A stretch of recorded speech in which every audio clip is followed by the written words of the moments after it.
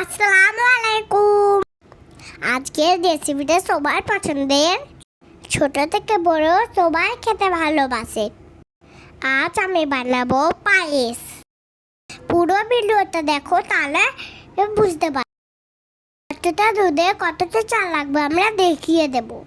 ভালো লাগলে like comment share করো।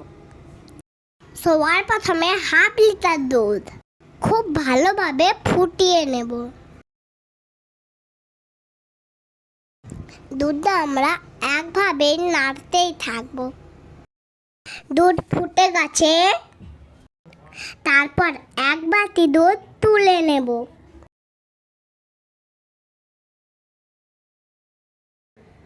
তাতে এক প্যাকেট পাউডার দুধ দিয়ে ভালোভাবে মিশিয়ে নেব।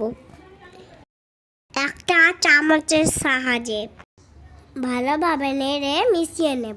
কেন উঠেছি পরে দেখিয়ে দেব। এখানে আমি 100 গ্রাম চাল নিয়েছি। আধা লিটার দুধের জন্য 100 গ্রামই চাল লাগবে। চালটা ভালোভাবে ধুয়ে নেব। বারবার ধুবো না, একবার ভালোভাবে ধুয়ে নেব। চাল ধুয়ে নিয়েছি। এবার 1 চামচ ঘি দিয়ে দেব। দুটো তেজপাতা দিয়ে ভালোভাবে মাখিয়ে রেখে দেব।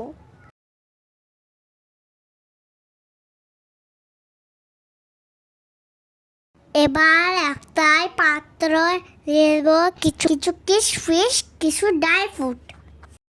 এগুলো ভালোভাবে ধুয়ে নেব যেমন না নোংরা থাকে। তারপর পানি দিয়ে কিছুক্ষণ ভিজিয়ে রাখবো। এভাবে পায়েস রান্না করলে খেতে দারুণ লাগবে।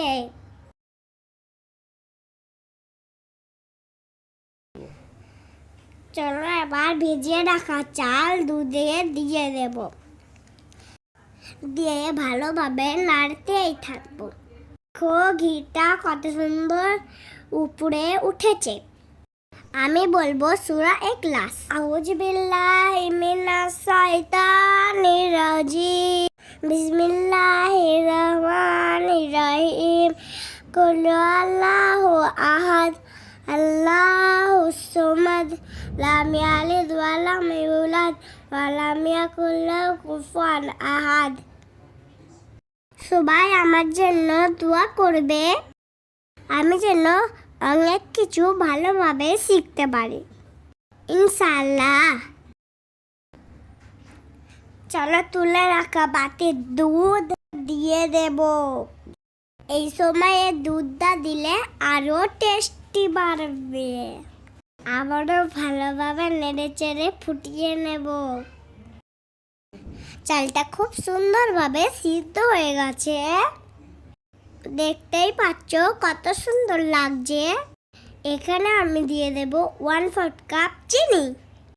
তোমরা তোমাদের স্বাদ অনুযায়ী দিবে। আমরা এখানে চিনি নিয়েছি। তোমরা এখানে গুড়, বাতাসা যে কোনো উপকরণ নিতে পারো। দেখো আমাদের তা কত সুন্দর সাদা হয়েছে। এখানে আমরা দিয়ে দেব ভিজে রাখা ড্রাই ফ্রুট। একটা পাত্রে তুলে নেব। বাকি ড্রাই ফ্রুট উপরে সাজিয়ে নেব। দেখতেও ভালো লাগবে, খেতেও টেস্ট লাগবে। বাই, আসসালামু আলাইকুম। দেখা হবে পরের ভিডিওতে।